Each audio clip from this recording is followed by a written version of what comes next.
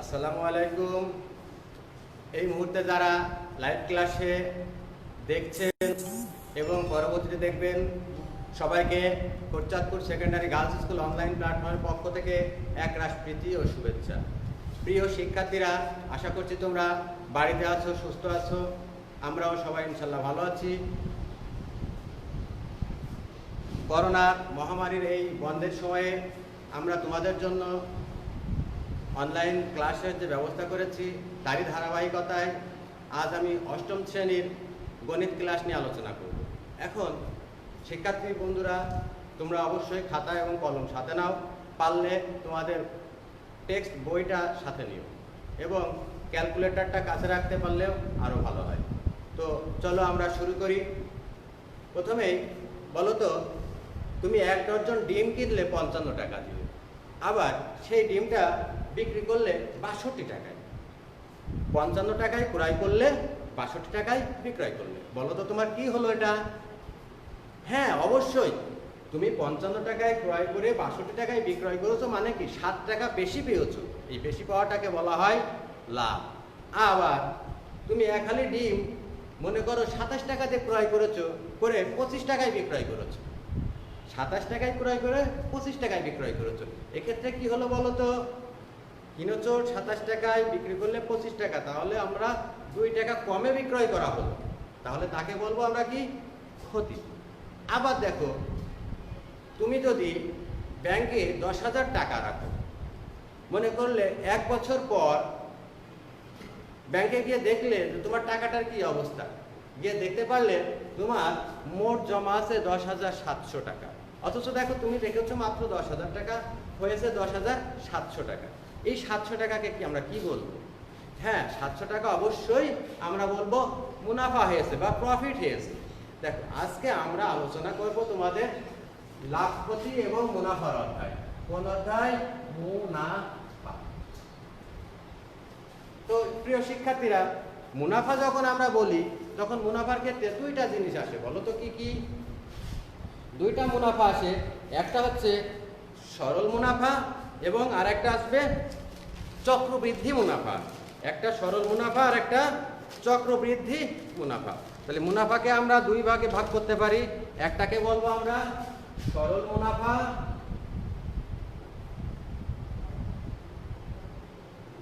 আর একটাকে আমরা চক্রবৃদ্ধি মুনাফার আওতায় নিয়ে আসতে পারি।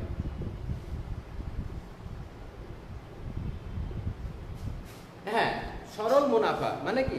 Simple profit, simple profit. আবার চক্রবৃদ্ধি মুনাফা বলো, তাহলে হবে কম্পাউন্ড প্রফিট।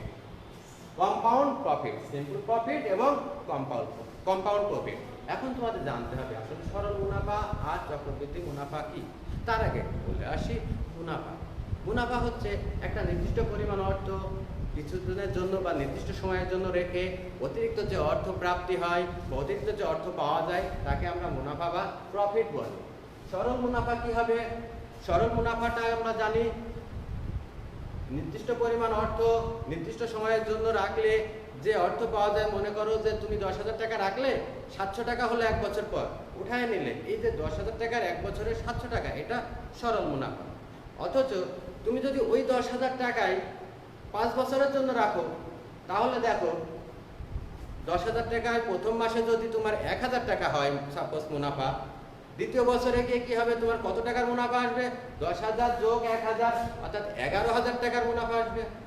যে মুনাফা হবে সেটা আবার আসলের সাথে যোগ হয়ে তৃতীয় বছরে গিয়ে আবার মুনাফা আসবে।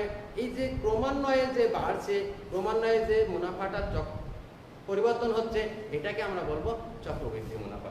তাহলে সরল মুনাফাকে আমরা প্রকাশ করি বড় হাতের আয় দ্বারা, আর চক্রবৃদ্ধি মুনাফা ক্ষেত্রে একটা জিনিস আসে, চক্রবৃদ্ধি মূলধন। চক্রবৃদ্ধি আগে আমার জানতে হবে যে চক্রবৃদ্ধি মূলধন কত, তার সাথে যখন আমি মূলধন বিয়োগ করবো, তখন পাবো চক্রবৃদ্ধি মুনাফা। তো এক্ষেত্রে কিছু সূত্র আছে, চলো আমরা সূত্রগুলো একটু আলোচনা করি। প্রথমে দেখো, সরল মুনাফার সূত্র একটা হচ্ছে আই সমান পি এন আর, আর একটা সূত্র সি সমান P into 1 plus R to the power N. আর একটা সূত্র আমরা মুনাফা আসলের অনেক সময় করে থাকি। মুনাফা আসল সমান তোমরা জানো কি? মুনাফা যোগ আসল বা আসল যোগ মুনাফা। দেখো আসল মানে আমরা প্রফিট পি ধরলাম, মুনাফা আয়। আবার আমরা আয় সমান দেখো এখানে পেয়েছি কি পি এন আর। এই দুই উভয় ক্ষেত্রে যদি পি কমন না হয় 1 প্লাস এন আর, এটা আমরা পাবো মুনাফা আসলে। তো চলো এর ব্যাখ্যাগুলো আমরা দেখে নিই। প্রথমে আসো আয়। আয়টা আমরা বলবো সরল মুনাফা।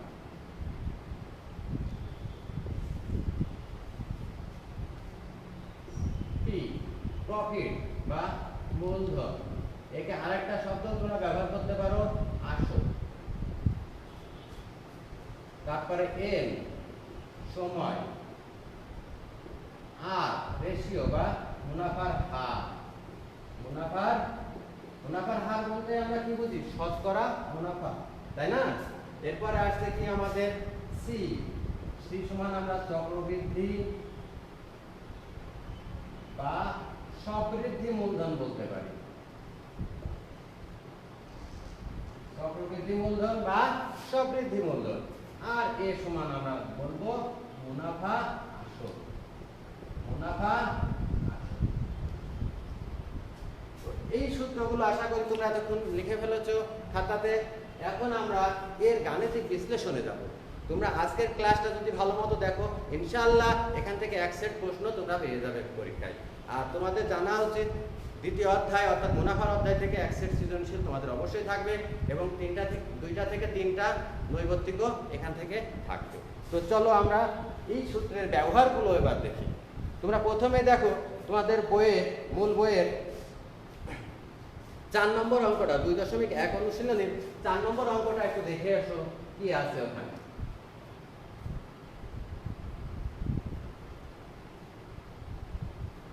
দেখো 2.1 অনুশীলনীর 4 নম্বর অঙ্কে বলছে বার্ষিক শতকরা মুনাফার হার 10 টাকা 50 পয়সা হলে 2000 টাকার 5 বছরের মুনাফা কত?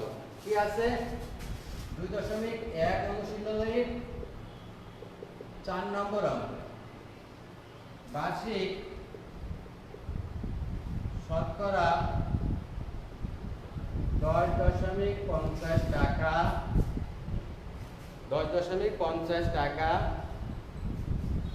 মুনাফায়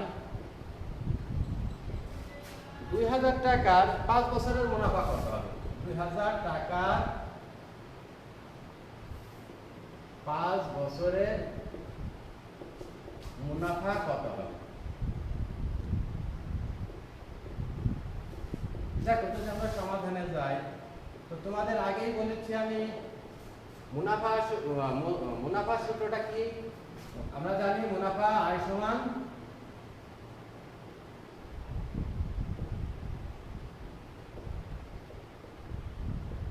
পি এন আর। তাহলে আগে আমাদের এই কোনটা কি? পি কি, এন কি, আর কি, এর মান কি দেওয়া আছে? দেখো সেটা আমরা এদিকে নির্ণয় করে নিই। এখানে প্রথমে দেওয়া আছে শতকরা এত টাকা মুনাফা, তাহলে এটাকে আমরা কি বলি? আর সমান কত আছে? 10.50। এখন যেহেতু মুনাফাটা হয় শতকরায় বা হার, তাহলে এর পার্সেন্ট তুললে সবসময় মনে রাখবা তোমরা কি হবে? একটা 100 হবে। তারপরে আমরা কি পেয়েছি? মূলধন বা প্রফিট পি সমান কত টাকা দেওয়া আছে? 2000 টাকা। এবং সময় এন সমান কত টাকা আছে? 5 বছর। এই মানগুলো এখানে আমরা বসানোর চেষ্টা করি। 2000, এন এর মান দেওয়া আছে 5, আর এর মান 10.50/100। দেখো এই 0 0 0 0 আমরা কেটে দিতে পারি। তাহলে কি দাঁড়ালো? 5 গুণিত 100, তার সাথে আমরা গুণ করব 100 10.50, তাহলে হচ্ছে 100 গুণ 10.50। গুণ করলে কত হবে বলো তো? এই গুণটা করলে কত হচ্ছে? 100 এর সাথে যখন আমরা গুণ করছি তাহলে 1000।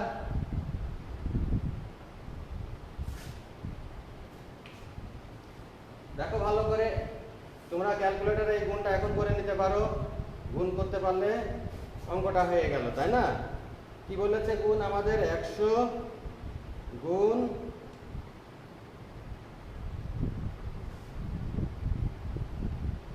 10.50। তাহলে গুণ করে আমরা পাচ্ছি কত? 1050 এত টাকা। তাহলে আমাদের নিম্ন মুনাফা 1050 টাকা। দেখো সহজে সূত্রে পেয়ে গেলে। এটা যদি তোমরা এই নিয়মে না করে ঐকিক নিয়মে করতে তাহলেও হতো, কিন্তু সেটাই সময় দীর্ঘ লাগতো এবং তোমাদের পরিশ্রমও বেশি হতো। যখনই তুমি সূত্রের মাধ্যমে করছো এটা অনেক কম সময়ে এবং অল্প পরিশ্রমে করা সম্ভব। তো চলো এরপরে আরেকটা আমরা করে আসি। তোমরা মনে করো যে ব্যাংকে টাকা রেখেছো, সেই টাকা তোমার কত বছরের জন্য রেখেছো বা কত টাকা রেখেছো এটা তোমার মনে নাই। যদি মনে না থাকে তাহলে সেক্ষেত্রে তুমি কি ব্যাংকে যখন গেলে তখন তোমার ব্যাংক বলল তোমার টোটাল টাকা এখন হয়েছে একটা অ্যামাউন্ট ওরা বলল, কিন্তু তুমি মনে করছো যে কত টাকা তুমি ব্যাংকে জমা রেখেছিলে এটা তোমার মনে নাই। দেখো ঠিক একইভাবে এই অঙ্কটায় তোমাদের মূল বইয়ের 9 নম্বর অঙ্কে চলে যাও। 9 নম্বর অঙ্কটায় বলা হয়েছে রিয়াজ সাহেব কিছু টাকা ব্যাংকে জমা রেখে 4 বছর পর 4760 টাকা মুনাফা পান। ব্যাংকের বার্ষিক মুনাফার হার 8.50 টাকা হলে তিনি কত টাকা ব্যাংকে জমা রেখেছিলেন? তাহলে খেয়াল করো যে ব্যাংকে কত টাকা জমা রেখেছেন ওনার যদি স্মরণ না থাকে তাহলে সেইটা আমরা কিভাবে বের করতে পারি। তো চলো আমরা ওটা দেখি।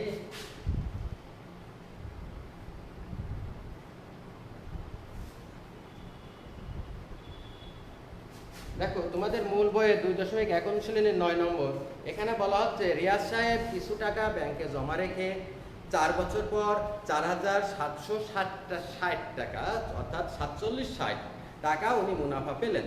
ব্যাংকের বার্ষিক মুনাফার হার 8.50 টাকা হলে তিনি কত টাকা ব্যাংকে জমা রেখেছিলেন? তাহলে চেয়েছে কি দেখো ব্যাংকে কত টাকা জমা রেখেছিলেন। আমরা সূত্রটা তো জানি, আমরা জানি এই একই সূত্রে আমরা ব্যবহার করব মুনাফা আয় সমান PNR। এখন দেখো এখানে কি কি দেওয়া আছে বইয়ে। আমাদের বলা হয়েছে কত বছর, সময় n সমান 4 বছর। ওখানে মুনাফা দেওয়া আছে, মুনাফা দেওয়া আছে কত? আয় সমান 4760 টাকা, 4760 টাকা। আবার মুনাফার হার বলা আছে রেশিও, মুনাফার হার আর সমান দেখো 8.50 টাকা, 8.50 টাকা।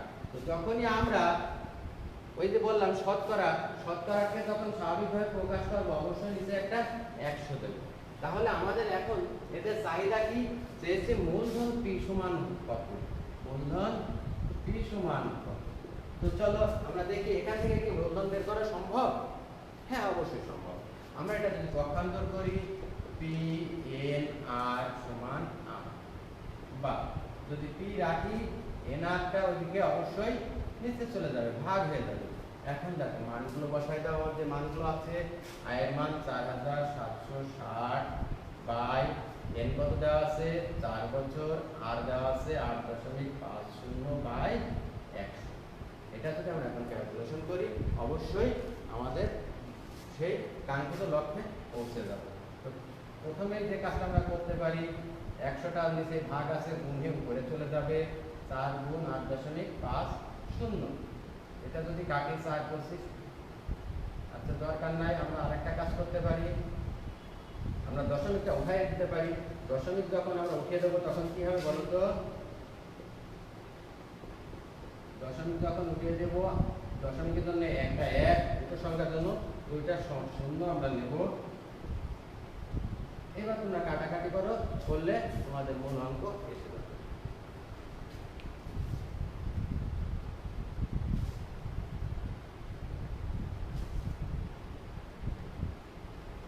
তোমরা ক্যালকুলেটরে ভাগ করে দেখো কত হচ্ছে।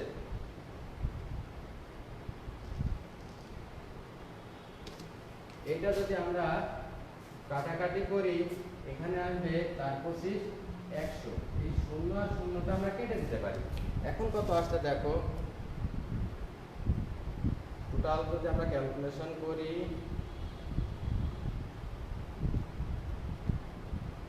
তাহলে 14,000 টাকা আমরা পাবো। কত টাকা পাবো?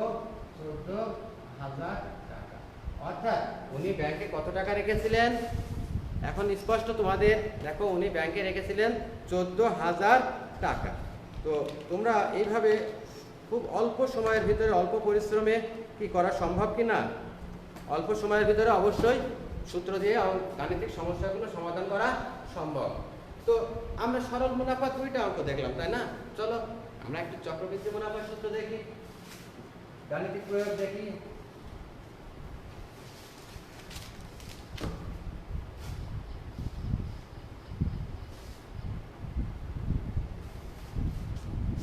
তোমরা ঠিক একইভাবে আশা করি অনেকগুলো অঙ্ক করতে পারবে।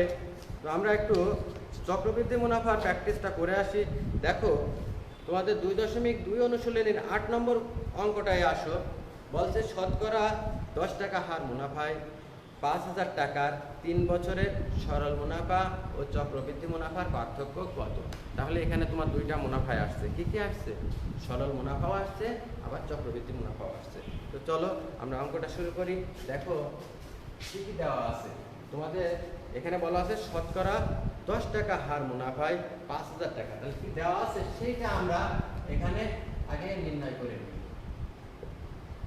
কি দেওয়া আছে দেখো, এখানে শতকরা বার্ষিক মূলধন কত দেওয়া আছে আগে দেখি। মূলধন P সমান দেওয়া আছে আমাদের 5,000 টাকা। সময় n সমান কত দেওয়া আছে দেখো, সময় n সমান দেওয়া আছে আমাদের 3 বছর। মুনাফার হার আর সমান দেওয়া আছে কত, এখানে স্পষ্ট দেওয়া আছে 10 টাকা। অর্থাৎ শতকরা 10 টাকা হলে 10/100 সমান কত হবে? 1/10। 1/10। তো প্রথমে আমরা সরল মুনাফা নির্ণয় করি। আমরা জানি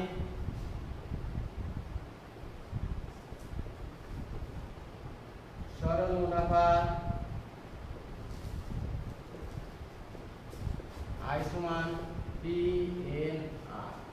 তো এখানে আমরা PN এবং R এর মানটা বসিয়ে দিই। দেখো P এর মান আছে 5,000 টাকা, N এর মান আছে 3 বছর, R এর মান আছে 1/10। যদি কাটাকাটি করি তাহলে কত পাবো? 3 5 1500। এই 1500 টাকা হচ্ছে আমাদের কি সিম্পল প্রফিট বা সরল মুনাফা। সরল মুনাফা পেলাম 1500 টাকা। আমাদের এখানে চাওয়া হয়েছে সরল মুনাফা ও চক্রবৃদ্ধি মুনাফার পার্থক্য কত। তাহলে কি করতে হবে? অবশ্যই এখন আমাদের চক্রবৃদ্ধি মুনাফা নির্ণয় করতে হবে। তো চলো আমরা চক্রবৃদ্ধি মুনাফা নির্ণয় করি। আশা করি এ পর্যন্ত তোমাদের ওঠানো হয়ে গেছে। আমরা চক্রবৃদ্ধি মুনাফা ক্ষেত্রে অবশ্যই প্রথম যে কাজটা করতে হবে, চক্রবৃদ্ধি মূলধন বের করতে হবে। চক্রবৃদ্ধি মূলধন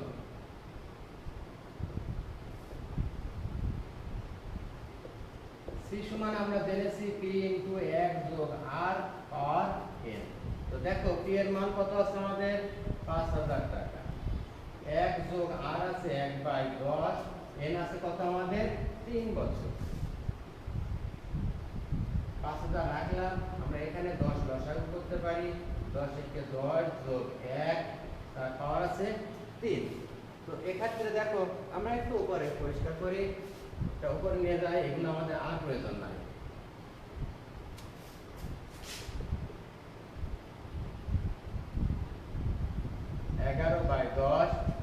যখন এটা 3 উপরে পাওয়ার মানে শক্তি, এটা যখন থাকবে আমরা অবশ্যই বুঝতে পারি এটা 3 বার হবে। কতবার? 3 বার হবে। অর্থাৎ 5,000 এর সাথে ওইটা 3 বার আমরা গুণ করতে পারি।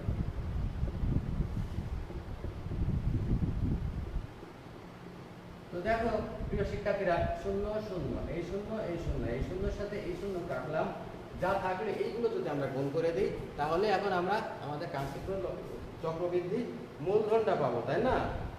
কত কত আছে দেখো, তোমরা ক্যালকুলেটর পেপো। 5 × 11 × 11 × 11, তাই না? তাতে আসছে 6,655 টাকা, 6,655 টাকা। এটা বলা আমরা চক্রবৃদ্ধি মূলধন। তোমাদের কি মনে আছে চক্রবৃদ্ধি মুনাফা কিভাবে নির্ণয় করতে হয়? খেয়াল করো তোমরা, চক্রবৃদ্ধি মুনাফার ক্ষেত্রে আমরা বলেছিলাম চক্রবৃদ্ধি মুনাফা সমান চক্রবৃদ্ধি মূলধন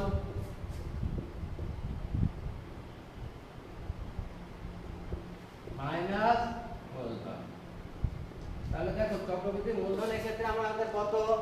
চক্রবৃদ্ধি মূলধন ছিল আমাদের 6,655 টাকা, এবং আমরা মোট মূলধন ব্যবহার করেছি 5,000 টাকা।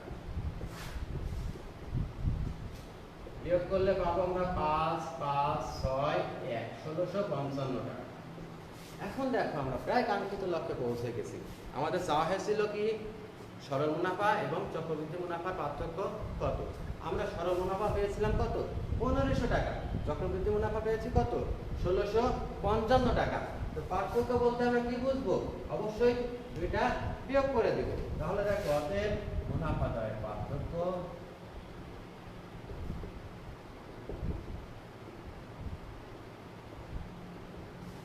-1500 সমান কত হচ্ছে? 5, 5, 1, 155। দেখো অতি সহজে কিন্তু আমরা মুনাফা দরের পার্থক্য নির্ণয় করতে পারলাম। ঠিক এইভাবে তোমরা বইয়ের গাণিতিক সমস্যাগুলো অধিকাংশই নির্ণয় করতে পারবা বলে আমি আশা করি। তো প্রিয় শিক্ষার্থীরা, এখন আমরা আরেকটু সহজ অঙ্কে যেতে পারি। দেখো আমরা চক্রবৃদ্ধি মুনাফা, সরল মুনাফা সূত্রের মাধ্যমে নির্ণয় করলাম। এখন যদি সূত্র বাদে আমরা কিছু করতে চাই তাহলে কি করতে পারি? তো চলো আমরা সূত্র বাদে কিছু গাণিতিক সমস্যার সমাধান করতে থাকি।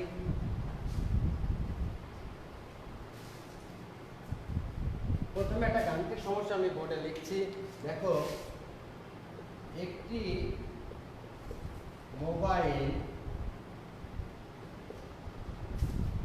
মোবাইল 5% ক্ষতিতে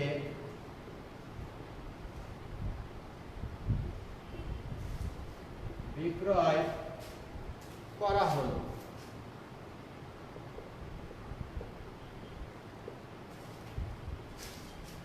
যদি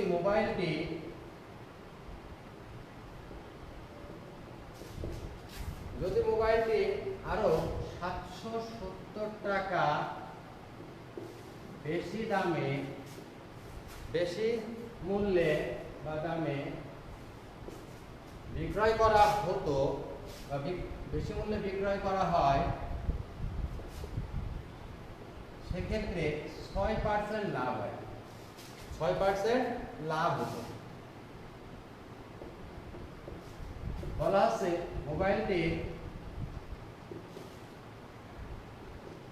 মোবাইলটির ক্রয় মূল্য কত? তো তোমরা এখানে একটা জিনিস দেখো, একটি মোবাইল 5% ক্ষতিতে বিক্রয় করা হলো, 5% ক্ষতিতে বিক্রয় করা হলো। কিন্তু যদি মোবাইলটি 5% ক্ষতিতে যে মূল্যে বিক্রয় করা হয়েছে তার থেকে 770 টাকা বেশি মূল্যে বিক্রয় করা হতো, তাহলে সেই ক্ষেত্রে তার মোটের উপরে 6% লাভ হতো। মোবাইলটার ক্রয় মূল্য কত? তো আমরা জানি পার্সেন্ট যখনই আসে তখনই সেটা শতকরায় হিসাব করতে হয়। কিসে হিসাব করতে হয়? শতকরায়। তো দেখো প্রথমে ক্রয় মূল্য শতকরায় যেহেতু হিসাব করতে হয়, তাহলে আমরা লিখতে পারি ক্রয় মূল্য 100 টাকা হলে 5% ক্ষতিতে বিক্রয় মূল্য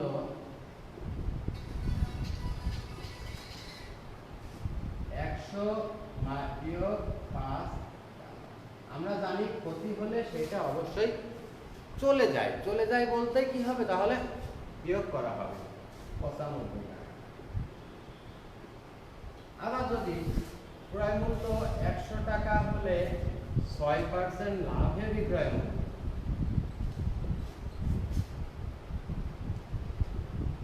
সেক্ষেত্রে কি হবে বলো তো? লাভ হলে কি হয়? তোমার নিকটে আসে, তাহলে অবশ্যই যোগ হবে।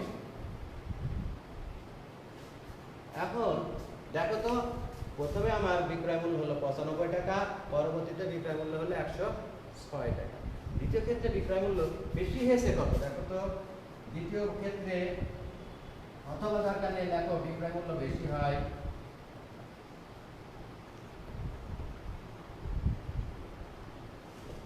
106 বিয়োগ কত 95 টাকা, বিয়োগ করলে কত হচ্ছে দেখো তো 11। এই 11 টাকা কি হচ্ছে, বিক্রয় মূল্য বেশি হচ্ছে। কখন? 5% প্রতির তুলনায় যদি 6% লাভে আমরা বিক্রয় করতে পারতাম, তাই না? তো আসো এবার মূল অঙ্কে আবার ফিরে যাই। আমাদের ছিল বিক্রয় মূল্য কত বেশি, 770 টাকা বেশি। এটা মনে রেখো।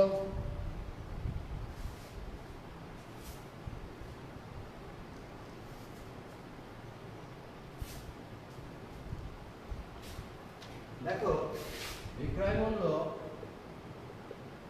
তোমার যখন 11 টাকা বেশি হয়েছে, তখন ক্রয় মূল্য কত ছিল বলো তো? ক্রয় মূল্য ছিল দেখো 100 টাকা, যেটা তোমরা ধরে নিয়েছিলে, তাই না? বিক্রয় মূল্য যদি 1 টাকা বেশি হয়, তাহলে ক্রয় মূল্য কম হবে না বেশি হবে? হ্যাঁ, অবশ্যই কম হবে। আর আমাদের বইতে দেওয়া ছিল বিক্রয় মূল্য 770 টাকা বেশি হলে, দেখো তো কি হয়।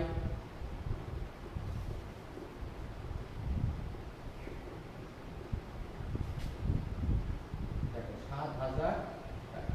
তাহলে আমরা বলতে পারি তোমার মোবাইলটির ক্রয় মূল্য কত, 7000 টাকা।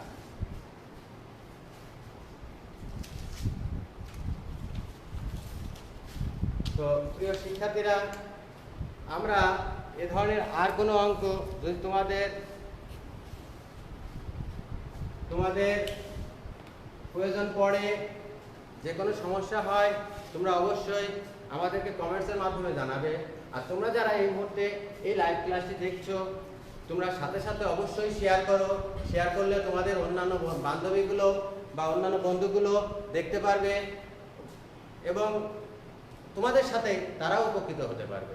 তো প্রিয় শিক্ষার্থীরা, এবার আমরা আরেকটু বেশি আমার নিজের তৈরি একটা কন্টেন্ট সম্পর্কে একটু তোমাদের ধারণা দেব। তো এসো আমরা একটা ডিজিটাল কন্টেন্টেও ক্লাসটা দেখি এই মুনাফার অধ্যায়।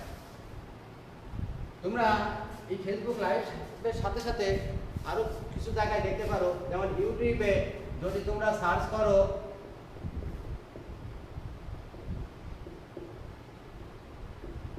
অথবা আমার ডাইরেক্ট নাম লিখে দিবা,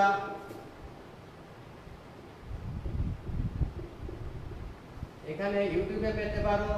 ফেসবুক অপশনে কোটচাঁদপুর সেকেন্ডারি গার্লস স্কুল অবশ্যই সার্চ দিবা, সেখানে পাবা। অথবা আমার নিজস্ব ইমেল যদি তোমরা সার্চ দাও ফেসবুকে, আমার আইডি পাবা এবং এখান থেকেও তোমরা এটা দেখতে পারবা। এছাড়া তোমরা দেখতে পারবা আমাদের সবার প্রিয় মাধ্যমিক ও উচ্চ মাধ্যমিক শিক্ষা বোর্ড যশোরের অনলাইন ক্লাসরুমে শিক্ষক বাতায়নে বিভিন্ন ক্ষেত্রে তোমরা এই ক্লাসগুলো, লাইভ ক্লাসগুলো দেখতে পাবা। আশা করি সবাই আমাদের সাথেই থাকবা এবং আমাদেরকে সর্বক্ষেত্রে তোমরা সহযোগিতা করবা। তো চলো আমরা একটা কন্টেন্ট দেখি।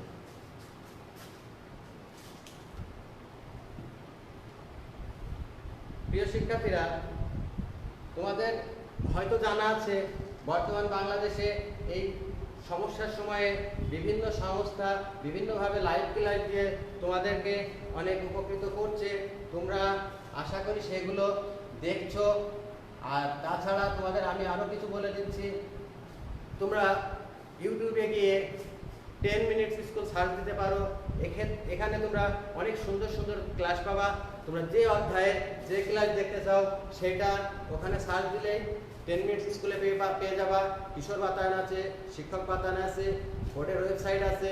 এছাড়া তোমরা জানো আমাদের কোটচাঁদপুর অনলাইন স্কুল আছে, ঝিনাইদহ অনলাইন স্কুল আছে, খুলনা অনলাইন স্কুল আছে। এই ধরনের বিভিন্ন অনলাইন স্কুলগুলো তোমরা সার্চ দিলে পেয়ে যাবা এবং এই সার্চ দিয়ে অবশ্যই তোমরা তোমাদের পড়াশোনাটা ভালো মতো চালিয়ে নিবা। চলো আমরা এখন একটা ছোট্ট আকারে কন্টেন্ট দেখে আসি। প্রিয় শিক্ষার্থী,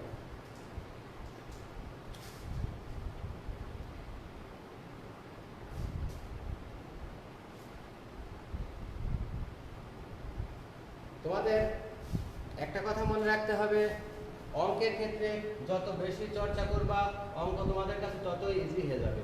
তোমরা অঙ্ক নিয়ে ভীতি একবারে দূর হয়ে যাবে। তোমরা মূল বইটা অবশ্যই ফলো করবা, কোনো গাইড বইয়ের দরকার নাই, অন্য কোনো চিন্তা ভাবনা দরকার নাই।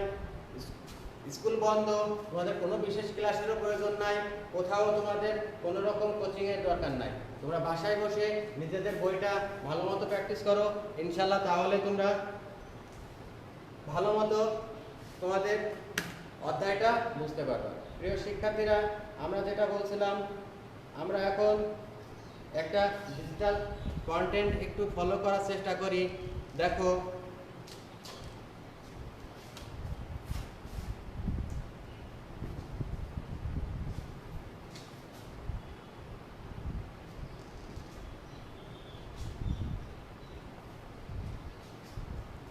আমরা মূলত এখানে কি যাব, মুনাফা কি, ক্ষতি কি, পার্সেন্ট কি।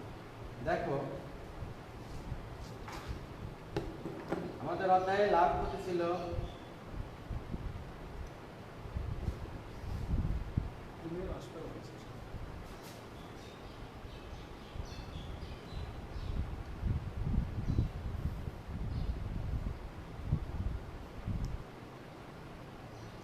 দেখো, শতকরা বা পার্সেন্ট চিহ্ন কি, এটাকে বলা হয় শতভাগ, অর্থাৎ 100 টাকার লাভ বা ক্ষতি কত টাকার মধ্যে নির্ণয় করা হয়, 100 টাকা।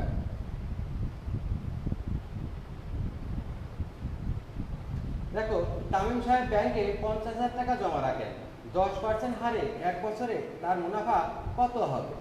আমরা এক্ষেত্রে সমাধান করতে পারি। দেখো, 100 টাকার 1 বছরের মুনাফা কত বলা হয়েছে, 10 টাকা। তো সেক্ষেত্রে তুমি 1 টাকার 1 বছরের মুনাফা অবশ্যই কম হবে, 10/100। সেখানে 50,000 টাকা কি হবে, 10 গুণ 50,000 ডিভাইডেড বাই 100, টোটাল কত, 5,000 টাকা। সহজে আমরা সমাধান করতে পারি। চলো তোমাদের একটা কাজ দেখি। দেখো, আফজাল সাহেব ব্যাংকে 3,000 টাকা জমা রাখেন, শতকরা বার্ষিক মুনাফার হার 12 টাকা হলে 5 বছর পর মুনাফা আসলে তিনি কত টাকা পাবেন? খেয়াল করো, আমরা এটারও সমাধান করার চেষ্টা করি। এখানে মোট মূলধন বলা হয়েছে পি সমান 3,000 টাকা, রেশিও অর্থাৎ মুনাফার হার বলা হয়েছে 12% এবং সময় এন সমান কত, 5 বছর। তো তোমরা আসো খেয়াল করো, আমরা জানি সরল মুনাফা আয় সমান কি সূত্র ছিল, পি এন আর।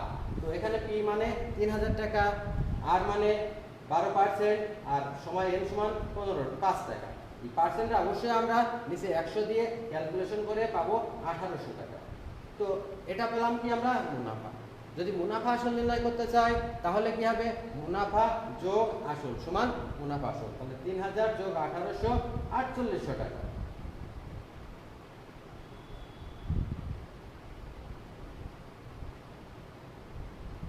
তো তোমরা আশা করি এই ধরনের অনেক কন্টেন্ট দেখতে পাবা। আমার ইউটিউবে সার্চ দিলে অনেক অসংখ্য কন্টেন্ট তোমাদের জন্য ওখানে দেওয়া আছে।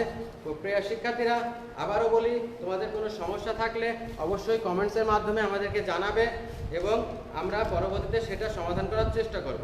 চলো এখন তোমাদের ছোট্ট করে একটা বাড়ির কাজ দিয়ে আজকের ক্লাস আমরা শেষ করতে যাচ্ছি। দেখো, তোমরা লেখো, কোনো আসল 5 বছরে মুনাফা আসলে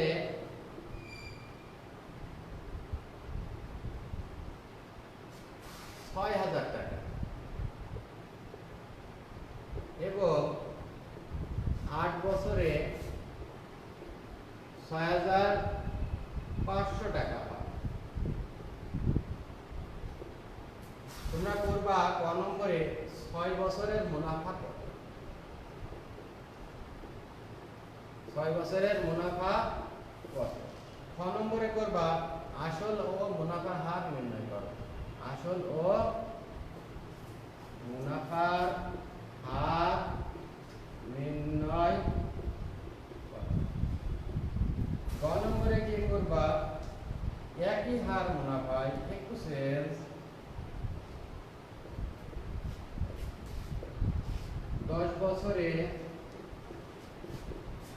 উক্ত আসলের